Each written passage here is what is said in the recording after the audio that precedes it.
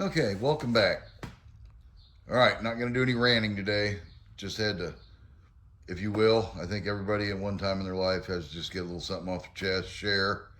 I noticed nobody contradicted me because if you've ever worked on these bikes for other folks, you understood 100% what I was saying.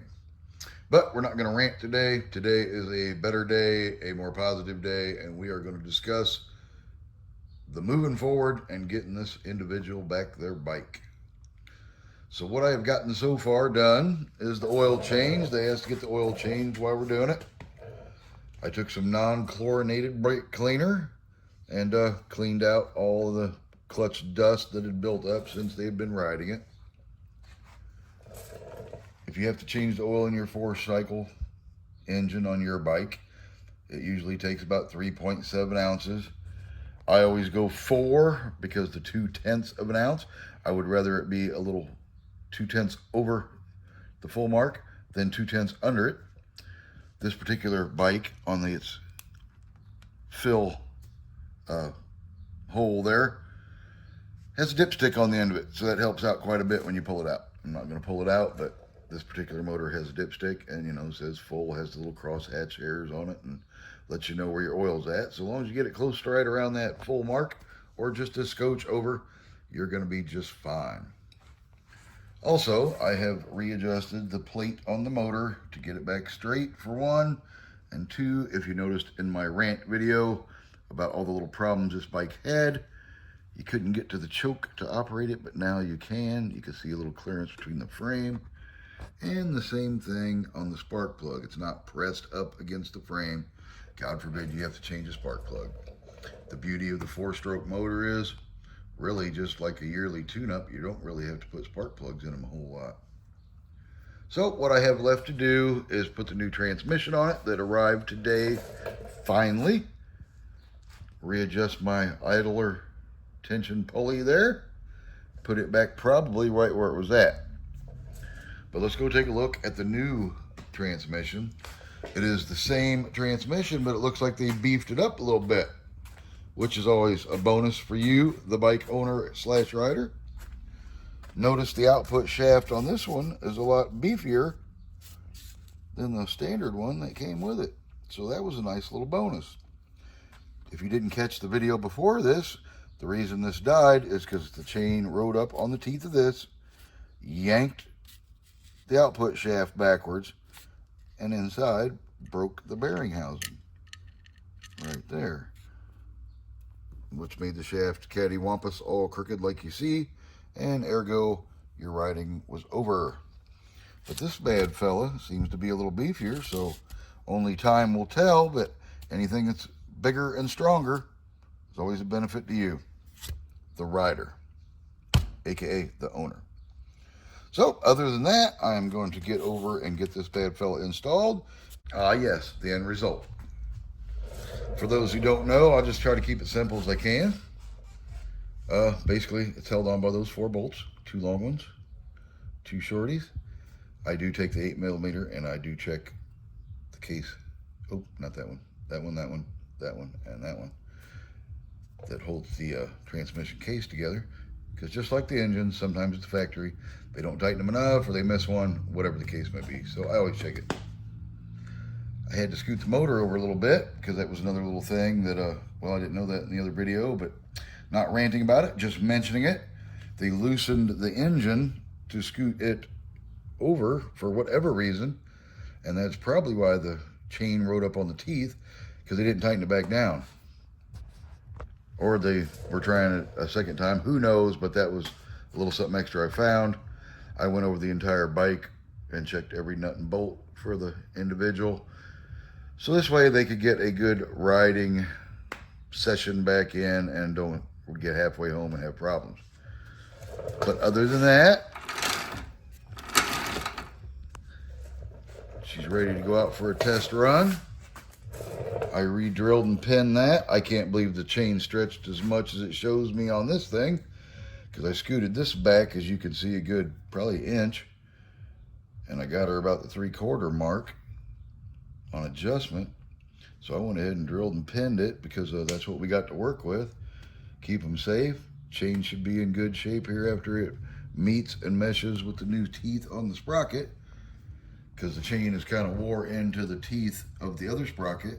So now it needs to get familiar with this one. So I suggest when you change transmissions, if you're doing this also, take it easy for the first, I don't know, so many miles until that chain wears into that sprocket and gets comfortable.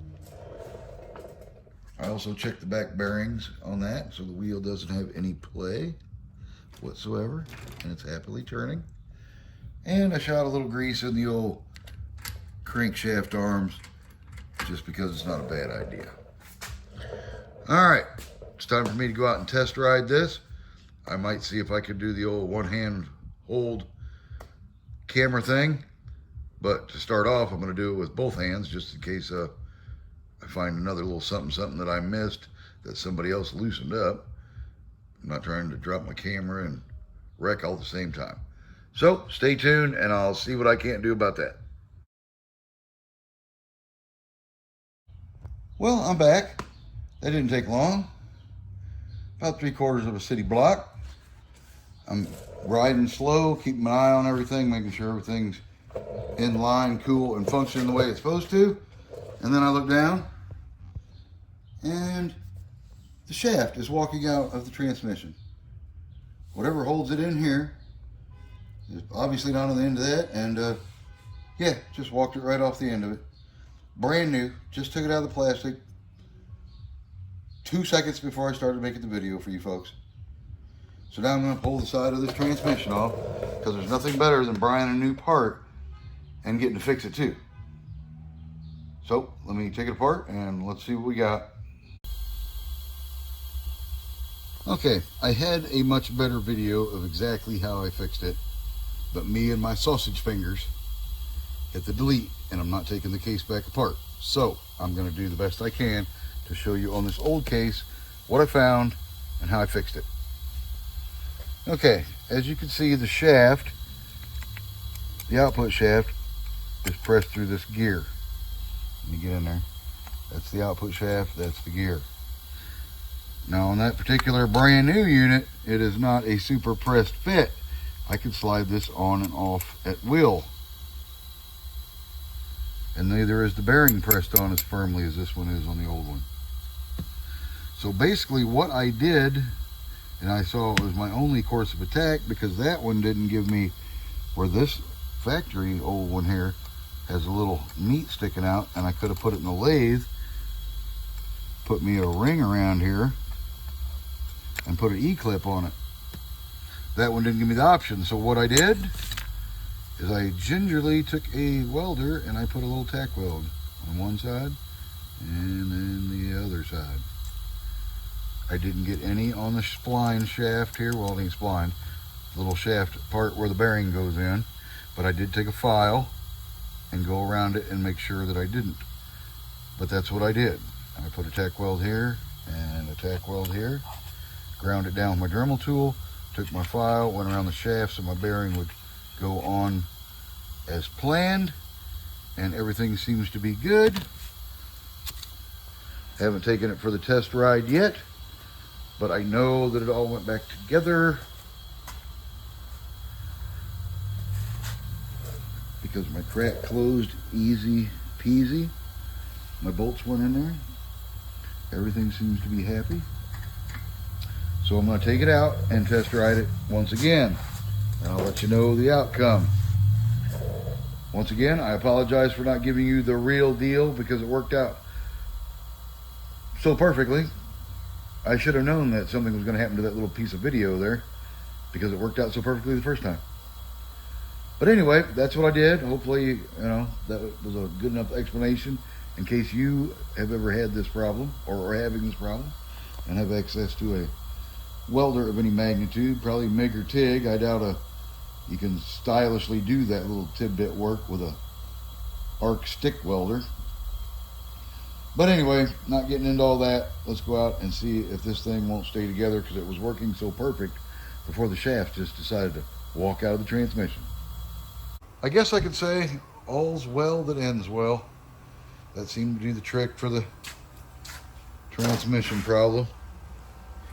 To be honest with you, if you have that problem, I think I would just sack that sucker up and send it back and let them send me another one that I don't have to do all that work to. I was personally just trying to get this individual back on the road. Beans have already been down for a few days anyway. It seems to have worked out okay. But, I mean, who's got a welder? And that was part of it was luck that I didn't get a goober weld on the end of that output shaft where I couldn't get the bearing on it and had to sit there for hours and file that so it would fit back in the hole of the bearing and etc. etc. But for today's video, we did weather the storm. I took it out, like I said, for a little over a mile. Things seemed to be happy as a clam. So I'm just waiting on the individual to come pick it up, and then they can get back to having some transportation to the store or wherever it is they got to go. So, as always, stay tuned for the next exciting video. I am going to get a shower and get out of this heat for a little bit.